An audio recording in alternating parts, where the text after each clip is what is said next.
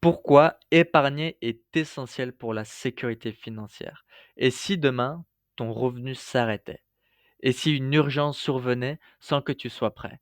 La vérité, c'est que beaucoup de croyants vivent sans sécurité financière, non pas par manque de foi, mais parce qu'ils confondent foi et préparation.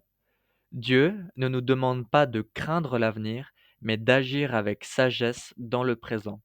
Si tu reprends le Proverbe 21 au verset 20, il dit: «De précieux trésors et de l'huile sont dans la demeure du sage, mais l'homme insensé les engloutit».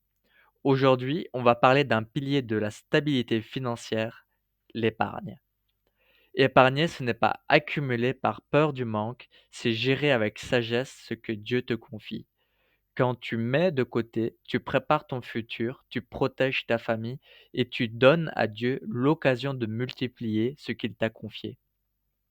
L'épargne, c'est un acte spirituel, ce n'est pas juste une décision financière, c'est une marque de maturité et de responsabilité devant Dieu.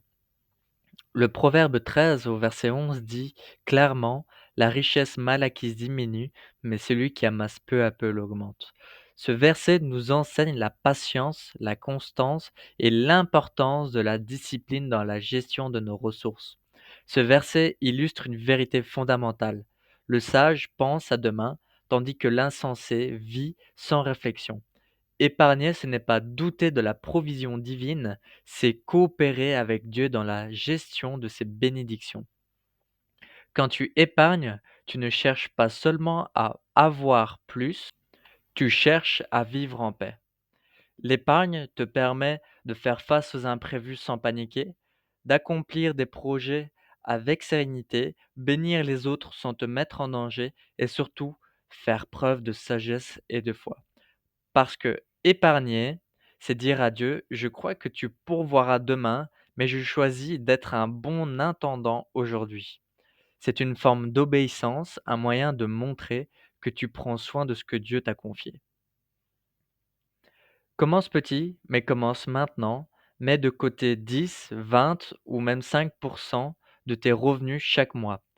L'important, ce n'est pas la somme, c'est la constance et la discipline. Tu peux également suivre la méthode que j'ai déjà expliquée, celle des 50, 20, 20, 10, dans une autre vidéo. Cette méthode équilibre la gestion de ton argent entre responsabilité, prévoyance et générosité. L'épargne est souvent perçue comme une contrainte, comme si mettre de l'argent de côté voulait dire se priver. Mais en réalité, épargner, c'est se protéger et se préparer. C'est une preuve de sagesse, pas de peur. Parce que Dieu pourvoit, oui, mais il nous appelle aussi à prévoir. Mais concrètement, c'est quoi l'épargne? Avant d'expliquer pourquoi l'épargne est essentielle, commençons par comprendre ce qu'elle est réellement. L'épargne, c'est simplement la partie de ton revenu que tu choisis de ne pas dépenser tout de suite, pour la mettre de côté en vue d'un besoin futur. C'est l'argent que tu réserves volontairement pour te protéger des imprévus, financer tes projets ou construire une stabilité financière solide. En d'autres mots, épargner, c'est renoncer à tout consommer aujourd'hui pour mieux sécuriser ton demain. Ce n'est pas seulement un geste économique, c'est une stratégie de vie, une marque de sagesse et parfois même un acte de foi. Épargner, c'est aussi un acte spirituel. Épargner n'est pas juste une technique financière, c'est aussi un acte de foi et d'obéissance. Dieu ne nous demande pas seulement de donner, il nous demande également de gérer ce qu'il nous confie. Souviens-toi de la parabole des talents dans Matthieu au chapitre 25 du verset 14 à 30. Pour rappel, les serviteurs qui ont fait fructifier leurs ressources ont été bénis. Celui qui a enfoui son argent par peur ou négligence a tout perdu. L'épargne fonctionne de la même manière. Elle te permet de faire fructifier ce que Dieu met entre tes mains pour ensuite bénir à ton tour sans être soumis aux circonstances. L'épargne est une protection face aux imprévus. Les imprévus font partie de la vie courante, tels que les pannes, les factures urgentes, les maladies ou encore les pertes d'emploi. Sans épargne, chaque crise devient une tempête, mais avec elle, cette tempête devient des défis que tu peux surmonter. L'épargne est ton coussin financier et spirituel. Elle t'empêche de tomber dans la peur, la dette ou dans des choix contraires à tes valeurs. Et surtout, elle te permet de rester en paix même lorsque la vie secoue. Dieu ne veut pas que tu vives dans la crainte du manque, mais dans la paix de la préparation. L'épargne est une discipline qui construit ta liberté. Chaque euro que tu mets de côté n'est pas une privation, c'est une graine plantée dans le sol de la stabilité. Ce que tu épargnes aujourd'hui te donnera demain la liberté d'agir sans anxiété. Et cette liberté, c'est précisément ce que Dieu désire pour toi. Le Proverbe 13 au verset 11 le rappelle, celui qui amasse peu à peu augmente ses biens. Peu importe la somme, ce qui compte, c'est la constance, la fidélité et la sagesse. Tu ne cherches pas à devenir riche, tu construis une base solide pour ton avenir et celui de ta famille. L'épargne est également une preuve de confiance envers Dieu. Certains disent pourquoi épargner si Dieu pourvoit, mais la vraie foi, c'est faire ta part pendant que Dieu fait la sienne. Épargner n'est pas un manque de foi, c'est une preuve de maturité, de responsabilité spirituelle. Regarde la fourmi dans Proverbe 6 au verset 6 à 8. Elle prépare sa nourriture pendant l'été pour être prête le moment venu. Elle agit dans la saison d'abondance pour ne manquer de rien dans la saison de besoin. Dieu veut que tu sois comme elle, sage, organisé, prévoyant et confiant. En conclusion, choisis la sagesse d'aujourd'hui pour bâtir la paix de demain.